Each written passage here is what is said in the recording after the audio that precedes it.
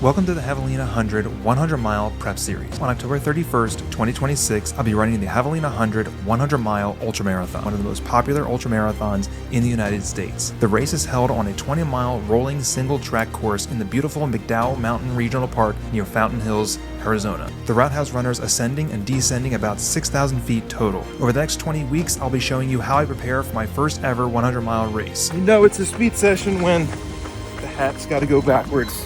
Every week I'll show you how I'm training, eating, the gear I'm using, how I'm acclimating to the desert heat, pretty much everything. Join me as I prepare for the ultimate 100-mile trail run at the Javelina Jundred.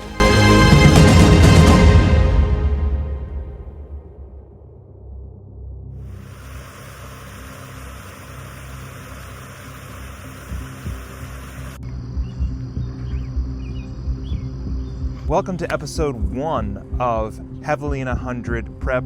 This is my first 100-mile race. Yeah, really excited about it. I have a 16-mile long run scheduled for today. Probably be about like 2 hours, a little over 2 hours or so. And we're at the beautiful Pennypack Park Trail, which is actually kind of nice. Gives a little bit less impact on the feet. When I go for these long runs, I'm finally getting out to the trails. It's been a little while since I've actually been in this specific area. So this is week 1 of my 20-week build-up for running my very first 100-mile ultramarathon. I'm like super pumped about it. It takes place in McDowell Park, I believe, in Arizona. It's a 20-mile loop course. You'd run it 5 times, and it's out in the middle of the desert, so it's going to get a little interesting. And I know a lot of people might be asking, like, why 100 miles and why run it in the desert? And I feel like I'm going to dive more into that a little bit further in the series as I get closer to race day. For now, I just wanted to say that I wanted to actually challenge myself and see how far I could take the human body, or at least for me, see how far I could take it. I'm a road runner at heart. I've been doing road running for a while. I've been doing marathons for a while. I did my first ultramarathon last August 2025. That was the Loopy Looper course. The very first ultramarathon, I did 56 miles. And then after that, I did a 20-mile trail race, which was actually kind of fun, a little difficult. And then I did my first 50-mile ultramarathon. It was a trail ultramarathon not too long ago also, as a Dirty German one. And that was fun too, and it was a looped course. So I feel like the next step or the next progression for me would be just do the 100-mile race. But yeah, I think it's just something that's going to be very challenging, and I'm really excited about it. So this is episode 1 through a 20-week series. There's something different about the ultramarathon community that keeps having me come back, and I think it's just more about like the atmosphere in general. It's something I'm not necessarily used to. I've done a lot of marathons, and it seems like very competitive when it comes to marathoning. And one of the things about ultramarathons is not a lot of people necessarily are really too competitive. It's just, did you finish the race? No one really asks you what your pace is or what your time was or how long it took you to finish. They just want to know if you actually finished the race. So I think that's one of the cool things about ultramarathons that I'm really kind of like diving deeper into and just exploring more of, because plus you get to see beautiful places. And like, I can't remember the last time I actually been at this park to go for a long run. It's been a little while. So yeah, it's really exciting. It's something new to me when it comes to just running ultramarathons and running this one in particular. So yeah, so I'm gonna go for a 16-mile long run here. I'm probably gonna do a couple out and back so I can stop back at the car and just dump off a couple of things that I don't necessarily need, or I need to pick up some things. But yeah, so I'm gonna keep this run super chill, and yeah, just gonna get after it. Yeah, let's go run 16 miles. I forgot to go over my outfit of the day. I have my Gooder sunnies that I'm gonna be wearing today. Although I'm going to be in the shade for the most part, I like to still have sunnies on me. I have my Sprints hat, it's a turtle hat. I have this John G shirt. Kind of looks like, it's like an old school kind of shirt. I feel like I need to go out clubbing in this shirt or something like that. But nice collared shirt. I kind of like wearing collared shirts when I do trails. I don't know. I have the jorts on. I have feature socks, and I have the Mount to Coast C1 shoes on. I actually kind of like wearing those shoes on longer runs. They're actually really nice. They work really well on trail, and they also work really well on just regular road. But I'm testing those ones out today, just on this trail in general, because I haven't done one in this specific area. And I might switch over to these for Javelina Jundred. I'm not quite sure. But yeah, let's get this run going.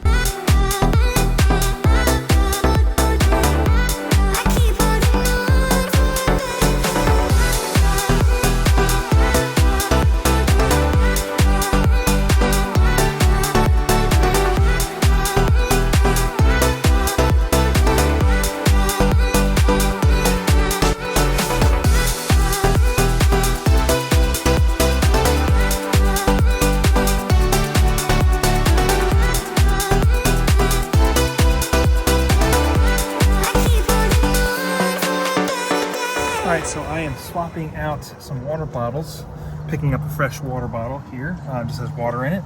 I'm gonna be taking a shot of this pickle juice, just because I want to test it out and see how it works. I've done pickle juice before, but not this specific brand. And it comes in a little shot glass kind of thing, or shot little guy here, whatever. Yeah, I'm gonna try this out. About 12 miles in, and yeah, bottoms up. Whew. Yeah. So it definitely got a little bit warmer out here. I only have about 4 miles left, so that's good. But there's still a breeze, that's good. And I just took that pickle juice shot. It was pretty good, I don't know. But yeah, topped off on water, had the electrolytes from the pickle juice. And yeah, gonna wrap this run up, 4 miles. Let's go. So there's a couple of things that I kind of want to go over when it comes to this whole marathon or ultra marathon. Jesus, I'm not running a marathon, I'm running a 100-mile ultra marathon. A couple of things I kind of want to go over like throughout the whole series that I feel like are going to be really important for the success of me actually finishing this race. And I feel like these are a couple of things that I know that I need to work on. And I just think that it's just important to kind of like hone in on these specific things. Because I feel like for the most part, I did an ultra marathon and I felt pretty good for the most part. But like, I think that since this is a whole new ball game for me when it comes to 100 miles, there's just a couple things that I kind of just want to like fully concentrate on. And I think like one of them is like overall volume. I think this will be the highest volume I'll ever be running, like ever. Like I'm gonna be running close to like 80 or 90 mile weeks. And when I was marathon training, even when I was training for my 50-mile ultra marathon this past, whenever it was, April, I only got up to maybe 70 something miles. So I feel like diving into that realm of having way more mileage than I'm used to is kind of like, it's kind of scary, but also at the same time period, it's kind of exciting because it's like, it's something new to me and I've never done it before. So yeah, I'm really gonna be concentrating on that. The next one is gonna be like sleep and recovery. I think that those are big components of actually just training in general. Since my mileage is gonna be up higher, I need to actually work on just fully recovering from doing these big runs, and especially back-to-back long runs. I think I need to actually make sure I recover very well. And I'm taking this scratch, this is the oat milk latte. I usually have this post-run all the time. Has a good carb to protein ratio. So, but yeah, I think recovery and sleep is gonna be like a big thing for me if I can get that in. Another one would be kind of like ankle strength and ankle mobility. I know my ankles are like garbage, so I need to kind of work on that a little bit and make sure that I actually can like handle running on trails. So that's why I was running on a trail today, or sort of a trail today, to kind of get used to like different ankle movements and everything. I'm trying to get a couple more trail runs in so I can at least like manage that a little bit and work on some more ankle strength and mobility as well. So that's another key thing. And the last thing would be just kind of like mindset. Since this is going to be a larger race, for me, 100 miles, that's a big deal. And I just don't know how my mindset is going to be like 70 miles into this race. So we'll see how that goes. I really just kind of want to concentrate on those couple of things. I mean, I know it doesn't really seem like a lot, but for me, it seems like quite a bit. They're just like these 4 pillars, I guess, when it comes to this training cycle. I kind of want to explore them throughout the whole 20-week series building up to race day. So we'll see how that goes. 16 miles in the book today. I'm going to go home and get some food because I am starving, but I'm going to have this post-run recovery drink right now. Last week, getting into 100-mile training, I've had 60 miles. So this is the first time I've actually had this many miles going into a training cycle. I feel like my base is pretty solid. I make sure I stay somewhat injury-free throughout this whole thing. So that's what I'm doing. Some plantar fascia rolls right now. I'm doing some warm-ups. Appointment a little later today with a sports medicine person to make sure to check out everything, make sure everything's good to go. Of course, I have some aches and pains, but we'll have to see what's going on with that a little later today. But yeah, I got 8 miles on deck today. The sky looks pretty cool all around. It just looks really neat. I don't know. I love waking up early in the morning, going for a run, as tired as I am. Coming down this road and seeing the sun up like that, it's my favorite kinds of runs during the week. I love this. So it is a beautiful day out here. Going to my sports medicine doctor to make sure everything is looking okay and feeling okay as I enter this training cycle. I have a couple like sore parts here and there, but I don't know if it's necessarily like anything normal or anything that I should be worried about. But yeah, we're gonna find out in a couple minutes to see how I'm doing. Hopefully everything's good to go. We'll see.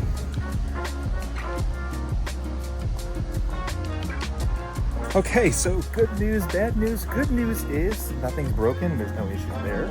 Just had to do some more stretching, light stretching here and there to kind of deal with any kind of niggles that I'm dealing with, which is actually not that bad. I'm okay with that. I'll be doing that for the next couple of months to see if that works. I feel like since I've been doing like calf raises pretty often, I think that the issues that I was having was that the muscles are becoming too tight and I wasn't necessarily stretching them enough. But yeah, it's good news. I'm gonna keep doing that and see what happens. But got the okay and the all clear to actually continue running, and everything's in good shape, which is also lovely. But yeah, this is a good sign for the day. Just got to make sure I do some exercises, some gentle stretching here and there. So it's always a good sign. We are greeted with a nice sunrise over there, which is pretty awesome. And also some really cool temperatures. It's like 56 degrees, something similar to that. And doing another easy run, kick off the day. It is Taco Tuesday. And yeah, just getting the work done. Speed session tomorrow. We'll see how that goes after my appointment yesterday at the sports medicine doctor. We'll see how that goes. But yeah, really pumped about these cooler temperatures. Just feels great out here. I find it amazing you see more people out and about when the weather is actually like really nice and the temperatures are cooler in June. Like I saw a lot of people walking their dogs, a lot more walkers, runners out here. I mean, 56 degrees and sunshine is like chef's kiss. But pretty sure I won't see a lot of these folks when it gets more hot and humid out in like a couple months. They'll all be indoors, or they'll be out early, just like me. We'll see. TBD when it comes to that. Every night before a speed session, I try to make sure I get everything ready to go. And by everything, I mean gear, nutrition, electrolytes, everything. Since I'm getting up so early, it just makes everything a little bit easier. And it's one less thing I have to worry about. So I get all my pre-workout nutrition ready, as well as my post-workout nutrition. It takes like 10 or 15 minutes out of my day, but it makes life so much easier. All right, so today's workout is a speed session. And somehow I'm feeling a little more energetic than I usually am for a speed session, which is a little weird. But anyways, it's a VO2 max workout. It's 4 by 4 minutes with a 3-minute rest in there. I've done this workout several times before. It's definitely very challenging, but we're gonna get it done. I'm just trying to make sure that I'm actually not gonna mess anything up, because I feel like every time I do speed workouts, I feel like I just get like super nervous before I do any speed session, and like I kind of just get in my head. So I've got to focus on the task at hand. I'm gonna have my buddy with me. I'm gonna be running with him in a couple minutes. Just gonna finish warming up and everything, and then get out the door. The temperatures are in the 60s right now, which is lovely. So it's gonna feel great. And yeah, gonna get this workout started. It's gonna be the first speed workout of this 100-mile training cycle. I haven't done a speed session in, I want to say about like 3 weeks, 2 weeks, maybe something like that. I'm not sure. But yeah, and get this one done and get out the door. So yeah, let's get going. And the shoe choice for today when it comes to speed workouts is the Saucony Endorphin Pro 3s. Last time I actually used these ones was during Mesa Marathon. And they actually only have like 50 miles on them or so. And also I feel like it just works well with me when it comes to speed sessions. I only use them for those. I'm not necessarily racing marathons right now, so I'm gonna be using these guys. Okay, last minute bathroom break, but yeah, let's go. It is a crisp, cool morning out, about like 60 degrees, which feels amazing. And gonna get a speed workout in, got some company to suffer through this workout with me also. So that's always a good sign. But yeah, it's a beautiful morning. Let's get after it. You know it's a speed session when the hat's got to go backwards. It means you're ready to fly. Or you don't want your hat flying off. That's one or the other. So let's go. I'll check in between each one of the reps, because full concentration on the workout, and you'll hear heavy breathing during the rest period. So there's that. First one's always the hardest. Plus we were also going up a hill, so there's that. But 3-minute recovery now. Gonna be with my buddy and we're gonna do the next one. Let's go. This never gets easier. Just gets more fun. That's 2.